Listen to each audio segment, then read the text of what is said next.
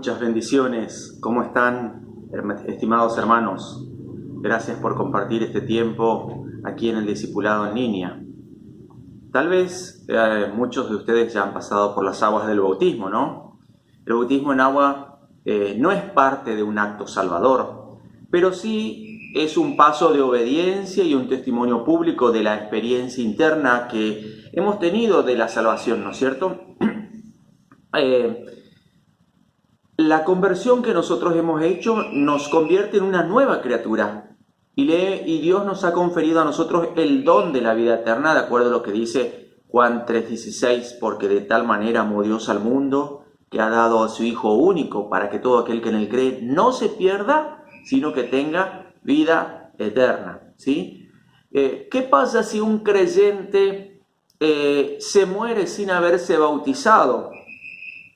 Por supuesto que no va a perder la salvación, ¿no? No va a perder la salvación porque nadie es salvo por obras, sino por haber aceptado el regalo que Dios nos da de la vida eterna en Cristo Jesús. Ahora, pero muchas veces hay cristianos que voluntariamente descuidan y desobedecen la ordenanza del bautismo y ellos pueden perder lo que ha recibido de parte del Señor. ¿Por qué? Porque la Biblia dice que el que comete pecado y sabe que hacer el bien y no lo hace es una ofensa, es un pecado, ¿no? Santiago 4:17. Por eso es muy importante que nosotros sepamos qué es el bautismo. Y eso es lo que yo quiero compartir con ustedes en este día. ¿En qué consiste y qué significa el bautismo en agua? ¿Sabe qué? El bautismo en agua se originó en el Antiguo Testamento especialmente. Se usaba el agua como lavamiento requerido para la ley judía. Y se le requería ¿a quiénes? A los sacerdotes y al pueblo de Israel. Los profetas también hablaron de lavamientos muchas veces. Pero las normas judías para aceptar, por ejemplo, a personas que se convertían del paganismo al judaísmo, incluían ciertos ritos de purificación parecidos al bautismo. Tenemos el ejemplo de Juan el Bautista. La Biblia dice que él era una persona que bautizaba en la época de Jesús, ¿no? Usted sabe que Juan el Bautista era hijo de un anciano sacerdote que se llamaba Zacarías y de su mamá, la mamá de Juan el Bautista se llamaba Elizabeth. Juan el Bautista nació como respuesta a la oración de sus padres. Pero la Biblia da ciertas características acerca de Juan. Dice el texto que vino como un vocero de Dios y precursor de Jesucristo, ¿sí? También por revelación directa de Dios. Fue por toda la región del Jordán predicando el bautismo de arrepentimiento para perdón de pecados. ¿Cuál era el mensaje de Juan el Bautista cuando él bautizaba? Por supuesto, arrepiéntanse porque el reino de los cielos está cerca. Esa era la expresión que él usaba, ¿no? Y la Biblia nos dice que multitudes acudían a él. Pero él explicó claramente que su papel consistía solamente en anunciar la llegada de Jesús. Así que Juan el Bautista ya practicaba el bautismo para arrepentimiento. En la Biblia también encontramos a Jesús, que se bautizó. Él es nuestro ejemplo. Vamos a leer lo que dice Mateo, capítulo 3, versículo 13 y 13 al 15. Mateo, capítulo 3, versículo 13. Dice así: Entonces Jesús vino de Galilea al Jordán, donde estaba Juan, para ser bautizado por él. Pero Juan se lo oponía diciendo: Yo necesito ser bautizado por ti, ¿y tú acudes a mí? Jesús le respondió: Permítelo ahora, porque así conviene que cumplamos toda justicia. Entonces se lo permitió, y Jesús, después que fue bautizado, subió enseguida del agua, y en ese momento los cielos fueron abiertos, y vio al Espíritu de Dios que descendía como paloma y se posaba sobre él.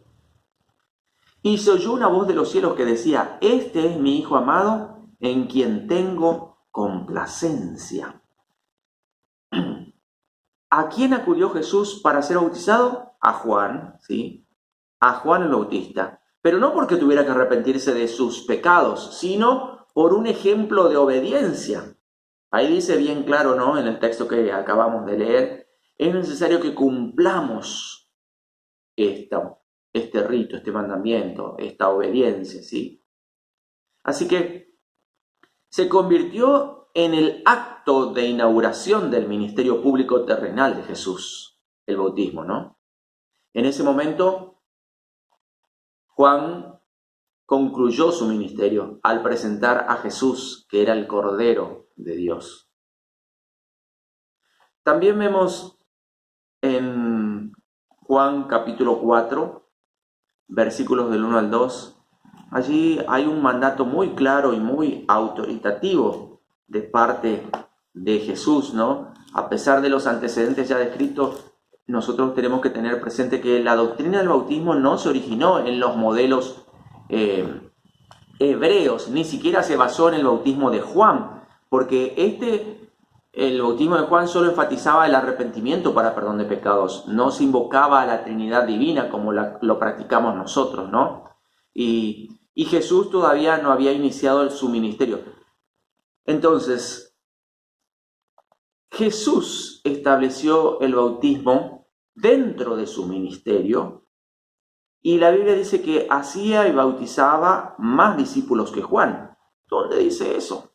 Busquemos allí en Juan capítulo 4, versículos 1 y 2. Juan 4, 1 y 2 dice: Cuando pues el Señor supo que los fariseos habían oído decir, Jesús bautiza más discípulos que Juan, aunque Jesús no bautizaba, sino sus discípulos. Y bueno, sigue el relato, ¿no? Encontramos acá entonces que los discípulos de Jesús bautizaban a las personas. Y nosotros tenemos que tener presente que el bautismo forma parte integral de la gran comisión que Cristo dio a sus discípulos. Él dijo: vayan, hagan discípulos a todas las naciones, bautizándolos en el nombre del Padre, del Hijo y del Espíritu Santo. Ahí está la forma trinitaria que nosotros practicamos, ¿no? En Marcos 16, versículo 15 y 16 dice: vayan por todo el mundo predicando las buenas noticias a toda criatura. El que creyere y fuere bautizado será salvo, ¿sí? Y estos dos pasajes que registran las palabras de Jesús, queda bien claro acá que todos los que creen en Jesús y son instruidos en la verdad, o sea, en la palabra de Dios, en las verdades básicas del Evangelio, como estamos haciendo a través de estos micros, de estos estudios, estas personas deben ser bautizados en agua. ¿Qué significa el bautismo para el cristiano? Y bueno, los apóstoles recibieron la ordenanza de parte del Señor e inmediatamente ellos comenzaron a ponerlo en práctica, y a medida que se establecía la iglesia en los diferentes lugares, ellos seguían practicando el bautismo. Cuando en el día de Pentecostés, cuando llegó el día de Pentecostés, Pedro predicó el evangelio allí a esas multitudes, se derramó el poder del Espíritu Santo. Él dio un mensaje muy poderoso, ¿sí? A millares de personas que estaban allí rodeadas alrededor del aposento alto. Sus declaraciones revelan allí el valor que tenía el bautismo para ellos. Miren lo que dice acá en el capítulo 2, Hechos 2, 38. Expresa así Pedro, ¿no? Arrepentíos y bautícese, ahí está la palabra, bautícese cada uno de vosotros en el nombre de Jesucristo. Algunas iglesias bautizan en el nombre de Jesús, pero estas son las expresiones de Pedro. Nosotros seguimos las expresiones de Jesús, bautizándolos, dijo Jesús, en el nombre del Padre, del Hijo y del Espíritu Santo, ¿sí? Entonces, qué importante que nosotros entendamos acá que el bautismo forma parte de algo que Jesús mismo nos ha otorgado a nosotros, ¿sí? Jesús mismo nos ha otorgado a nosotros el privilegio de formar parte de la familia de Dios. Cuando una persona se bautiza, pasa a formar parte de la membresía de la iglesia, pasa a formar parte de la familia, de la congregación. Y en el texto que leímos hace un ratito encontramos dos elementos sumamente importantes, ¿sí? Uno es la supremacía del nombre de Jesucristo, ¿sí? Y la promesa del don del Espíritu Santo. Fijémonos que el bautismo es un testimonio público. Por eso Pedro les decía, bautícense para perdón de pecados. Arrepiéntanse, bautícense para perdón de pecados y recibiréis el don del Espíritu Santo. Otro ejemplo bíblico también, ¿sí? De una persona que realmente pasó por las aguas del bautismo está allí en Hechos capítulo 8, versos 36 y 37. Seguramente usted lo conoce, lo habrá escuchado, es el etíope, ¿sí? El etíope que fue evangelizado por Felipe, había creído y había recibido a Jesús en su corazón e inmediatamente esta persona manifestó el deseo de poder bautizarse, ¿sí? De dar ese paso de obediencia. Él quería demostrar por medio de ese cumplimiento de la ordenanza que Jesús ya había salvado su vida. Por eso expresa allí en el capítulo 8, verso 36. Yendo por el camino llegaron a un lugar donde había agua y dijo el eunuco, aquí hay agua, ¿qué impide que yo sea bautizado? Y Felipe dijo, si crees de todo corazón, bien puedes. Y Felipe dijo, si crees de todo corazón, bien puedes. Él respondiendo dijo, creo que Jesucristo es el Hijo de Dios. Verso 38, mandó parar el carro y descendieron ambos al agua, Felipe y el eunuco, y lo bautizó. Mire qué hermoso testimonio, ¿no? De una persona obediente, ¿sí? También el bautismo es una identificación con la muerte de Jesús. ¿Por qué, dirá usted? Y bueno, claro que sí, es una identificación porque estamos unidos con Él en su muerte. Y sin duda estaríamos con Él unidos en su resurrección. Cuando el creyente se sumerge al agua, ¿sí? Porque el bautismo es sumergir, se sumerge al agua, está siendo enterrado, está muriendo a su vieja vida, está siendo enterrada a esa vieja vida. Cuando sale del agua, estamos siendo identificados con Cristo en la resurrección. Entonces, es una identificación tanto en la muerte, sepultura y resurrección de Jesús. Colosenses 2:12 dice que somos sepultados con Él en el bautismo. También somos resucitados con Él mediante el poder de Dios, quien lo resucitó de entre los muertos. Es una hermosa figura, ¿no? De ser muertos a la vieja vida, sepultada esa vieja vida, resucitados a una nueva vida. El símbolo que se utiliza en el bautismo es el agua. ¿Para qué usamos nosotros el agua? El agua lo usamos para limpiarnos, ¿no? Para lavar, para purificar, ¿sí? Nuestras manos, nuestro cuerpo. Lo mismo ocurre en el ámbito espiritual. El agua no limpia el pecado. Lo que limpia el pecado es la sangre de Cristo. Pero sí el agua es un símbolo. Es un símbolo de limpieza. Es un símbolo de la muerte al pecado y la nueva vida en Cristo.